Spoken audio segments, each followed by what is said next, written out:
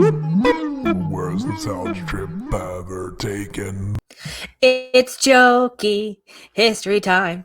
Jokey history time. It's jokey history time. It's time for a story now. Yeah! Hi. Boy, oh boy, do I have an episode for you guys here.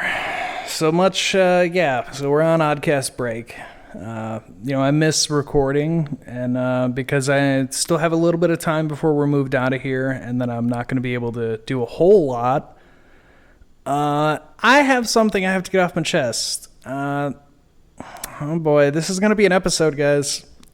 So on Oddcast break finale, our most recent and last What an Oddcast episode, oh boy, I gave a review about Scream 7, and I gave the guys my full-blown thoughts on it. I gave them a breakdown about it, how it started, how it ended, why I had issues with it. And then as I sat here packing things up and moving things around, and me and my roommate started talking, my buddy Sergeant Redacted here, the more I realized there are so many things wrong with Scream 7 that I'm just going to do this. So buckle up, folks. You're getting this from someone who's been a diehard Scream fan for a very long time, since the first movie. So much so that the only tattoo I have, and first tattoo that I got, is GhostFaced. So, I just wanted to give my thoughts on why Scream 7 fails this franchise, doesn't fit, and should not have been made. Now, I will preface right off the bat before I get into this full video, whatever. I enjoyed the movie 98% of the way through. It was a 10 out of 10 until we got to the ending, and then it shot itself in the foot and completely ruined itself and put me at where I'm putting to you that it failed the franchise and does not fit and should not have been a Scream movie. So let's take this all the way back. What am I talking about? Let's go all the way back. Scream 1996. Wes Craven comes out with it. It completely shatters everything. I'm not going to give full reviews and go into all the details of things. There's plenty of people who have done reviews and full details about all of these movies, which is why I'm not going to do it, because there's people better than me who have. Honestly, I'll just give the shout out here that I watch them. I enjoy it. Go check out Hack the Movies, because Tony over there and his crew, they've covered the Scream movies, and they've done fantastic with covering them. So if you want all the details, background, whatever, go check that out. That's not what this is. So Scream 1996. You got Billy and Stu are the killers, and Billy and Stu reveal that they had led Sydney's mom into a sexual escapade, and then they murdered her instead, and it was a whole thing because she slept with other people's dads and ruined Billy's life. There was a whole psychotic thing here, right? We all remember Billy and Stu. We all love Billy and Stu. I know I sure as hell do. Because personally, for me, that's how I met Matthew Lillard, because I was so young. Like 1996, I was only like 2 years old. I saw this when I was 5. Even still, it got me into Matthew Lillard, and I ended up doing my own dive into him and getting into other movies, and found that I really enjoyed him. But Stu is what did it for me. Moving on from Scream 1996. Stay with me, folks. Stay with me. Moving on. 1 year later, we get Scream 2 in 1997. Now, this one is literally set a year after Scream, so it's like Sydney's gone off to college, she's done her graduation, she's trying to live her life and getting past all of the fucking drama and bullshit that happened in Scream 1, where, your boyfriend turns out to be a fucking serial killer and his best friend is his henchman, and they tried to murder you after they've killed your mom, like, years before that. So, fucking A, man. So let me get into 2, right? Right off the bat, the notable thing out of 2 is they killed Randy. It gets me every time when they kill Randy, the man who gave us the rules, which, as you know, when I do Bad Taste, we cover over horror movie rules there and always tell you, pay attention to what movie you're in, because the rules are always changing, and you gotta know what the rules are in order to survive.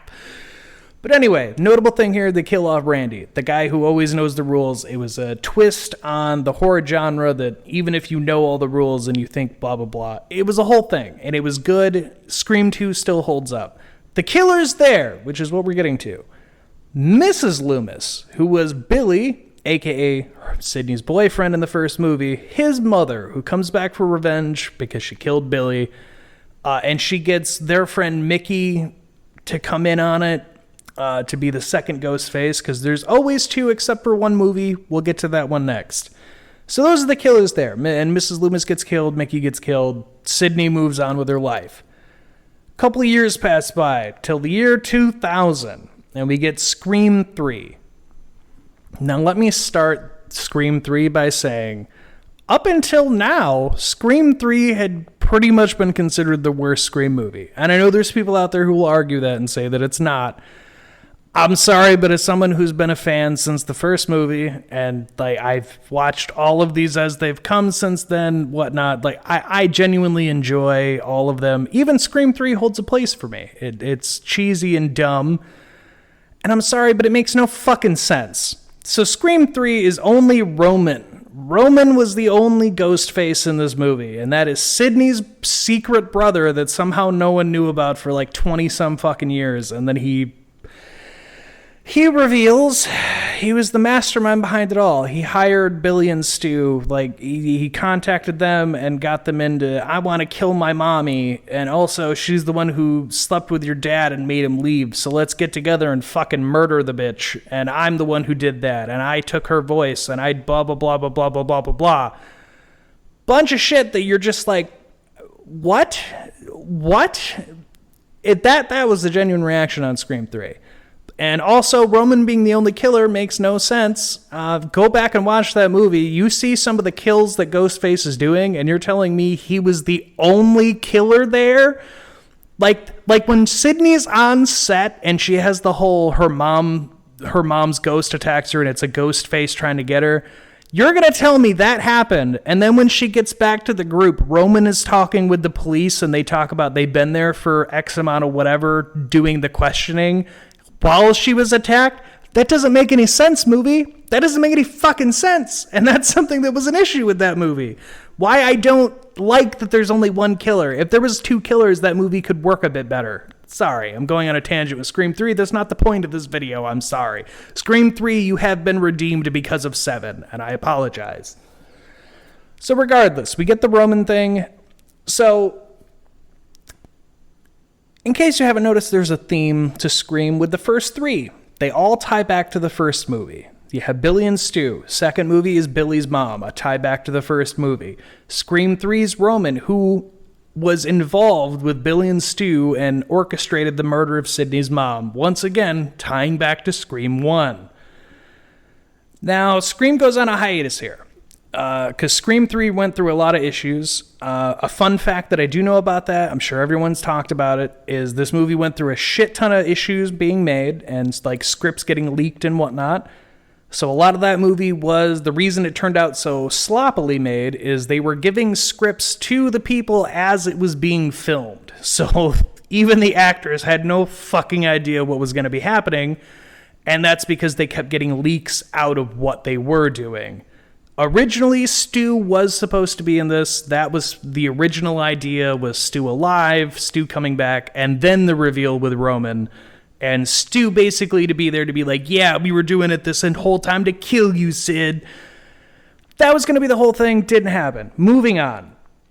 Goes dormant for like 11 years. 2011, we get Scream 4. And I know a lot of people hate Scream 4. I don't understand why you do. It's the last movie that Wes Craven had a hand in making before he passed away a couple years later, sadly. But with Scream 4, it's a return. Sidney ends up back in Woodsboro, where it all began in Scream 1. She's doing her life has changed. She's put out a book about surviving the Ghostface killers of the past 3 fucking movies. Of course, she made a book about it. Like, come on. The stab movies in this franchise are parodies of what's going on. So, of course, she capitalized on it herself to tell the real story. Anyway, this movie gives us Jill Roberts and Charlie. Jill Roberts being Sidney's cousin, who basically her whole thing is she felt Sydney got all the attention and she wants to be the star of the family. So she teams up with a guy named Charlie who's in like the VA club, whatever, and the video club, and he streams kills and like records it because they're horror movie fans. It's a whole thing. But basically, she wanted to be the new Sydney, and then that fails. She dies. Sydney moves on with her life. And once again, the whole franchise goes dormant. This movie goes over pretty well with people because it stays true to, once again, ties back to the first movie by having it be Jill being a family member of Sydney's, tying it back to Woodsboro where the first movie was. It still has its way of tying in. And also, another theme we're seeing here is every movie, no matter what the killer is, somehow furthers the franchise plot itself. So we went from being tied to Billy and Stu, this whole orchestrated why Sydney's mom died thing, to now it's just her own family's trying to kill her, and it's all taking place in Woodsboro, and it's meant to just be like that, right? They all further things. Goes dormant again. Then 2022 comes and we get Scream 5. And Scream 5 is where it completely changed. And I did watch Dead Meat recently on their podcast talk about this. And I appreciate them pointing this out. I really do, because it is a very good point that Scream 5 set up not having Sydney anymore. Sydney had been the star 1 through 4. We'd really seen everything you could do about Sydney. Like, you did Billy's mom, you did a secret brother, and then even her own cousin. I think we've covered everything you could for Sydney, and I understand moving on. So instead, we get Tara and Sam. And I think Tara and Sam worked as our main characters. This one, Tara gets attacked in like the opening of the movie, which sets up everything to give you your main characters of the sisters. And the killers here turn out to be Richie, going back, just like Scream 1, it is the boyfriend of a main character, who is Sam. Richie's a killer, and then Amber, who's the best, basically, it was like the best friend of Tara, grew up with them, knew everything she needed to. They're the killers. And this one ends just like the first movie, where it ends in Stu's house, where they're throwing a party and it all goes awry. We also get Randy's the twins, who are Randy's niece and nephew, who take his place about explaining rules and what a requel and sequel and prequel. Like, they go through a whole spiel here explaining what this movie is. Again, poking fun at horror, just like Randy would have done.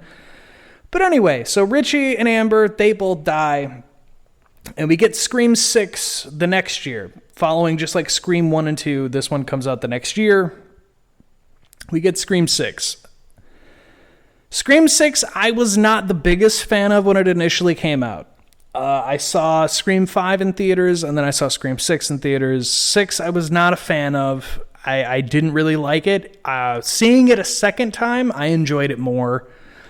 But it was more serious toned. It was still Tara and Sam following their story, the events after the last movie. They've, again, just like Scream 1 to 2, they've moved from high school to college, but it's Tara who's high school to college. But anyway, following that same theme. But it was more serious tone, set in New York once again. And Ghostface was just kind of murdering fucking whoever got in his way. And it was brutal. It was, watching it a second time, I got into it. This one added its twist of adding a third killer instead of 2. And again, much like Scream 2, it was a parent coming to avenge a child. This time it turned out to be Richie. It was his brother, his sister, and his dad. And his dad turns out to be the fucking detective in New York City and was just able to get his hands on things, which was the thing I had an issue with in 6, was just like, how the fuck did he get his hands on all of this ghost-faced murder evidence for this museum thing he built? Like, I get he's like, I loved my son Richie so much and he was so obsessed. I became a killer with him.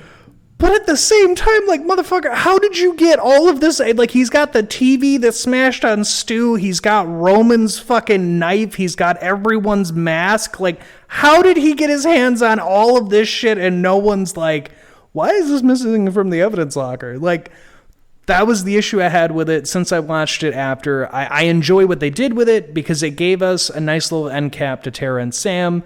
Because something I forgot to mention with 5, to tie back into the first movie as well, is Sam is a secret daughter to Billy, pulling a Scream 3 with a years later, there's some secret whatever attached sibling.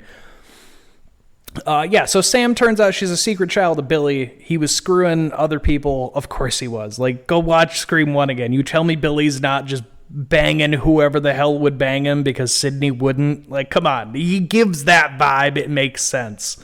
He's that kind of guy. Sam was a secret child. But anyway, so Scream 6 ends with basically Billy giving up. Sam gives up the Billy side of herself. Like, she'd been sealing Billy's ghost and it influenced her to kill. But every time she was killing, it was like she killed Richie and that saved everybody. And in 6, she kills Detective Bailey, the dad, and Ethan and Quinn to save Tara, her sister, and her friends. So then it ends with her just leaving the mask behind. And it was her saying, no, I'm not going to give in to this legacy of who I'm supposed to be because I'm Billy's daughter. Fuck that. And that was it. Now we get into Scream 7. So originally this movie, I've heard what the original script was, and I would have enjoyed it.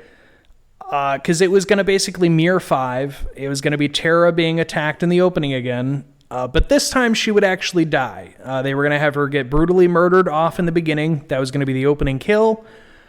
And then that was going to be Sam becoming Ghostface, personifying her father again, as she had done with 6. But this time as a vengeful angel to find who killed her sister, basically. It was going to take the Scream formula of, whodunit killer with a killer trying to figure out who done it, which would have been interesting. That would have been unique and fun, and I would have enjoyed seeing what they did with that. That didn't happen. Again, other people covered it. Ton of controversy happened. We get Scream 7 this year, and fuck, man.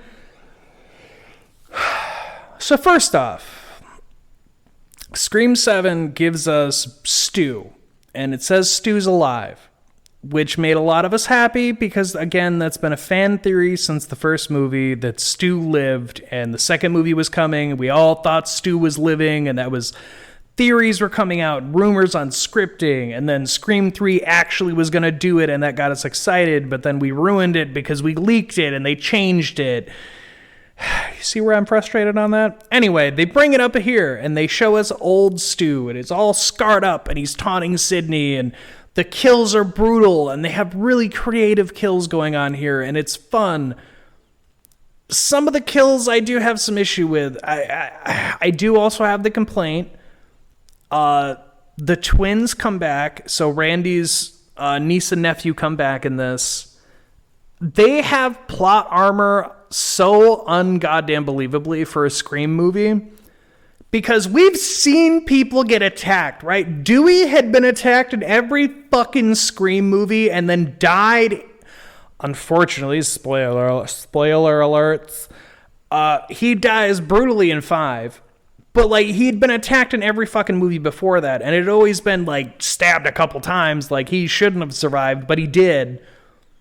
And then Scream 7, they just get, a slash on the arm or, a slash on the gut. Not even very deep. And they're just oh, I'm down. And the killer's okay, well, they're dead. Moving on. And I'm no, because they show up later and they're just fine. And I'm Dewey got fucking stabbed in the back, thrown down the stairs, stabbed 7 fucking times and thrown into soundproof plating glass. No! We've seen characters who live get brutally attacked and they just got minor cuts and the killer's just I'm gonna go brutally murder these other people, but just one slash on them's fine. So that I do have some issue with. They could have done that just a little bit better. They could have gotten fucked up more is what I'm saying. Because even 6, you know what? Fuck it. Go back to 6. Gail gets attacked. Courtney Cox's character, Gail, she gets attacked in 6 in her house. And hers was more brutal than what the fuck they did to the twins in this movie. Because, she gets slammed through a table. She gets shots at him. She gets stabbed. She even got it worse. Like, what the fuck, man? See, I talk about it and I get mad because I'm like, no, that's not how you do that. We've seen it in all the other movies. What the fuck? Anyway, the thing that makes this not fit the franchise, the thing that makes this movie fail the franchise as a Scream movie is when you got to the ending. It's deepfake videos of all the killers. So you get Stu, they show Mrs. Loomis, they show Roman, they show Mickey. They show all these killers and all of them like, you killed me, and after killing, blah, blah, blah. And then they also show Dewey, and go check out Dead Meat's podcast where they talked about it, because I agree with them here as well, and I'm sorry to shout out other people. I don't care. They're bigger than me. Who cares? I agree with their opinion here that the Dewey one, no. Why was Dewey in there? Like, they add the Dewey, and Dewey's it's just there to like, you ruined my life. I died for you, Sid. And it's like, what are we fucking doing? What is the point of this torture Sydney, whatever the fuck? But also, again, I agree on the point because it's the same fucking thing I said watching it. Why are they all old? Like, they all have the face of the actor now. Doing a deepfake video of a dead fucking killer character, you could do fucking de-aging, and even if it looks kind of cheesy, whatever, I would have been fine with it. You know why? Because the character's fucking dead. So if you're deep faking it, why the fuck did you age them up? And it's like they just had the actors come in on a day off in their backyard, and they were just like, all right, send us a phone video of you saying these 2 lines. Okay, great. We're going to put that on a TV, and that's it. There was no effort in that, and that's really stupid. But then what they really dropped the ball and failed on was the killer reveal. Every killer, as we've seen, as I've talked about it here, there's always some kind of fucking tie to the first movie that has to do with the killer if you're using Sydney. It's just how that is the formula. Even 5 and 6 not having Sydney still had something that referenced the first movie or older movies that came before it. That is what you do. This one, all it does is tell you, yes, Stu's alive until the very end, where you get to meet Marco, who is only in the movie a few minutes. And I've already heard people talk about when he's revealed, they're like, who the fuck is he? That's not how a Scream killer reveal works. It's supposed to be somebody you've seen in the cast. One of the friends. One of the characters that's kind of been there and like raises maybe some suspicion for you. Because Scream at its core is a whodunit. It's a whodunit of who is the killer in this friend group. This one, up until the reveals, was like, oh, everybody I thought is dead. Man, who could it be? Is it one of the older cast members?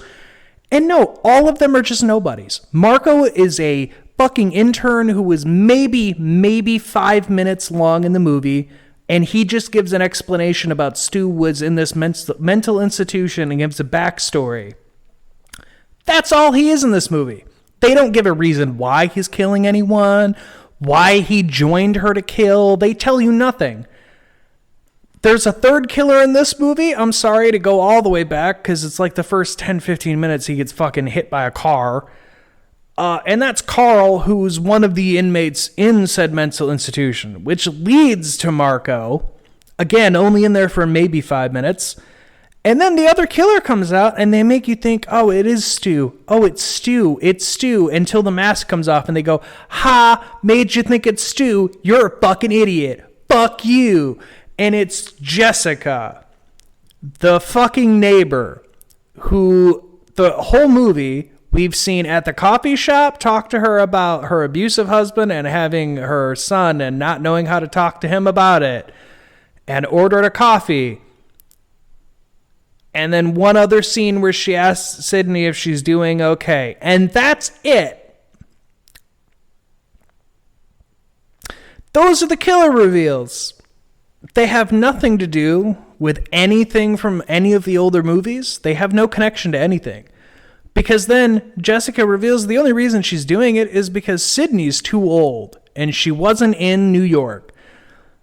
So she wasn't in Scream 6, so Sydney's washed up. you have to die. And also, we're going to kill you in front of your daughter, so then your daughter becomes you, just like you had to witness your mother.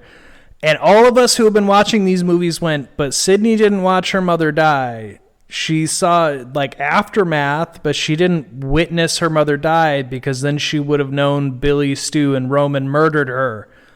So that doesn't make... No? Not how that works? Yeah, and then they die, and then that's it. That is the movie, and I hated it. The only thing this movie did to try to tie into the first movie was making up a bullshit wild goose chase about Stu that meant absolutely fucking nothing other than just giving a middle finger to the actual fans of this franchise, like myself, who have known about the Stu alive theory for years and have been waiting for them to do something with it. Fuck you. So you're trying to tell me that all these deaths are accidental? Must think we're all idiots here or something. Only to get a middle finger and told, yeah, no, we just decided we don't want to actually do that. Go fuck yourself. And it turns out they did have a fucking scene filmed where Stu was alive. That is a thing they filmed. They actually had Matthew Lillard come back as a physical Stu, and he was supposed to be the other killer. And they didn't do it because apparently, quote-unquote, test audiences hated that. Fuck you. There is no way you're fucking telling me you showed that to Scream fans and they went, oh my god, that's terrible. Stu's actually alive? That's garbage. No. And you know why I know that? Because seeing now everyone go, this movie's fucking garbage, because of your reveal, because it had nothing to do with fucking anything. It doesn't fit the franchise. You can't guess who done it because they're not characters who are fucking in the movie at all. Together collectively, those characters are there maybe a total of 5 to 6 minutes in total if you take all of their scenes together. The movie's 2 hours long. How the fuck am I going to guess that they're the killers like I could in all other 6 fucking movies when they're not even in the fucking movie? Also, you didn't tie it back to the first movie at all. Absolutely nothing. If Stu was actually alive, then you would be tying it back to the first movie and following a very simple formula that has been there from the second fucking movie. My rant is over, and those are my issues, and that is why this fails the franchise as a whole and does not make a Scream movie. It didn't follow any of the formula right. It did kills fantastically, which is why it was a 10 out of 10. The whole Stu being alive, I would have been better off if he actually was. It would have made it more fun. The kills were great. There were a lot of creative kills. But then to get to that ending and just be like, Sydney wasn't in the last movie, so she's too old and washed up. And it's like, go fuck yourself. What kind of fucking moron wrote this movie? Oh my God. Yeah, that's it. That's all I'm going to say, or I'm going to go on another fucking tangent. That's all I got to fucking say about it. Yeah, I'm dropping F-bombs in the end because, my God, this movie fucking pisses me off the more I've tried to rewatch it. Don't. End on 6. 6 is a good end cap. They say they're making 8. I have zero hope in any of that. And I hate saying that I have zero hope because, honest to God, as much as Scream 3 has its issues, as I said earlier on, it's a better Scream movie because it does do something to further the franchise lore by adding the secret brother and adding that he was the reason the mom died before the first movie starts. Like, that whole thing, that works. This movie didn't do anything like that, didn't even fucking attempt to. So it fails. Those are my thoughts. Jokey Pants out. I hope you're all having a wonderful time. I'm hating my life because I'm riding like 4 different fucking planes to get to Ohio from Guam, and it fucking sucks. Because, fun fact, I'm a tall person, so planes fucking suck. And guess what? I didn't know that because I only recently flew when I first moved to Guam a year ago. And after riding planes for the first time, I can say I fucking hate them. They're not built for people who are fat or tall, and I'm chubby, and I'm tall, and it sucks. And I don't know what else to say, because I'm sad that this is the last thing I get to record before I fucking move. And I'm sad, and I'm going to miss you all. But god damn it, am I going to be happy to be able to record and talk to you all when I'm back. Stay odd, stay happy. Mwah. Stay lovely, beautiful people. Oh, God, this movie sucks so fucking bad.